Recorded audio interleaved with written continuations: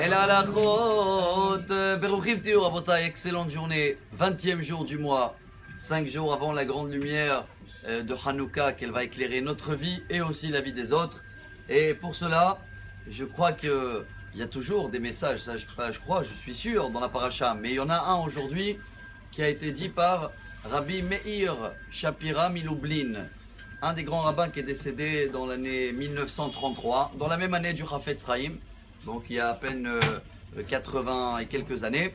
Et lui, il a instauré le Daf Yomi, ce que vous savez, tous les jours, une page de Gemara, ce que nous aussi on fait depuis 5 ans, et comme ça, tous les 7 ans, on termine le chasse.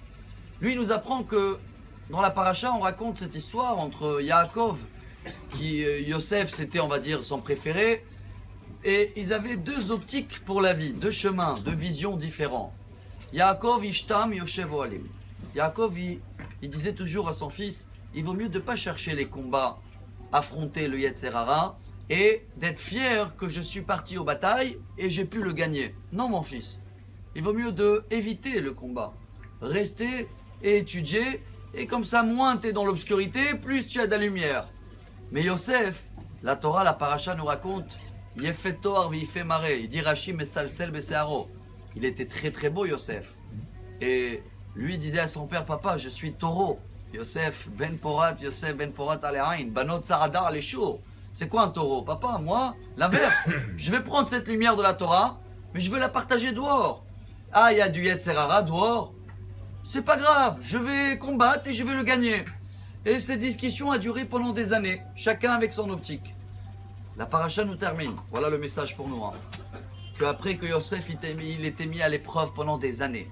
Et il a pu tenir, c'est un taureau. Mais à la fin, avec la femme de Potiphar, qu'elle essayait de le piéger tous les jours, presque, Yosef, il a failli tomber. Et c'est là qui c'est qui est venu le sauver?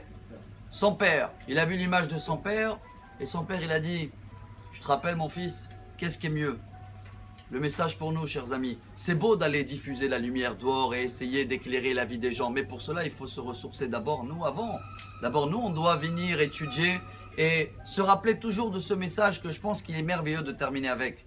Même si des fois, aujourd'hui, il y en a dans certains pays qui allument la Hanoukia et à côté, ils mettent, voilà, je sais pas, les sapins et les choses. Quand tu le demandes pourquoi tu allumes la Hanoukia, il va te dire, je suis fier. Et même si tu vas le demander s'il avait un grand rabbin, un arrière-grand rabbin, rabbin, arrière-grand-père, je veux dire rabbin, il va te dire bien sûr, tu es fier de lui.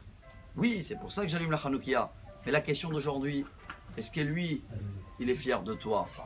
Si on arrive à le faire, chers amis, et voir cette image et comprendre de commencer avec la lumière pour nous se ressourcer et après aller la diffuser, dans ce cas-là, on a une garantie d'avoir une lumière qui va éclairer le monde. Bonne journée. Amar Rabbi Elazar.